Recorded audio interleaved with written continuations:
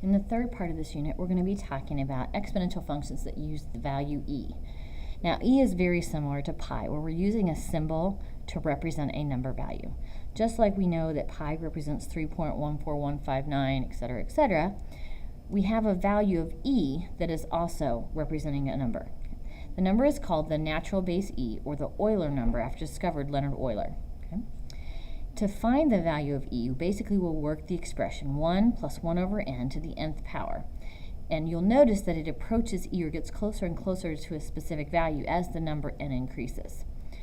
If you look down in the key concept box, the natural base e is irrational, is defined as follows. As n approaches positive infinity, in other words, as it gets bigger and bigger and bigger, this expression will approach your value of e, which is 2.718281828, and so on and so on. So this one is a little bit different than pi. Pi is non-terminating, non-repeating. This one is just non-terminating. You can see there's definitely a pattern. Now what we're going to focus on today in class is just simplifying or using the calculator to find the e value. Okay? When you are simplifying, it's really just like working with a variable. You're just going to follow your rules for exponents. For example, e squared times e to the 5th. We know when we do a multiplication problem, we add our exponents, so this is going to be e to the 7th.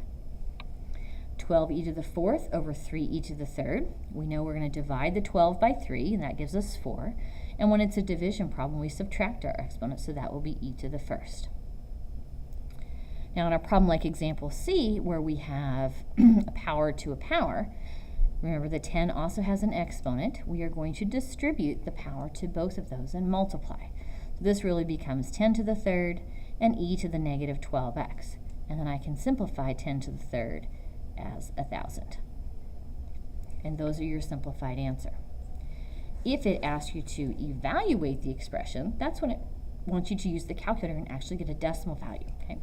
Now on the calculator, I'm going to show you on the graphing, but Scientific has it as well. There's this button right over here, the LN key, which you'll find out what that is later. Right above that, you see this e to the x button. That's the button you want to use.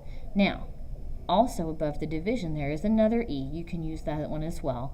I find this one to be most helpful.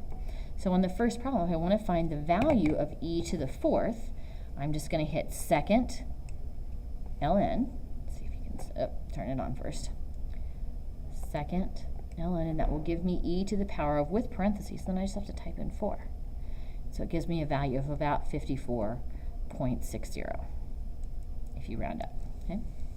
E to the negative 0.09 power, again, just type that in. And you get about 0.914. And e to the 3/4 you can also put in fractions as long as it's inside the parentheses. 3 divided by 4, and you get about 2.117.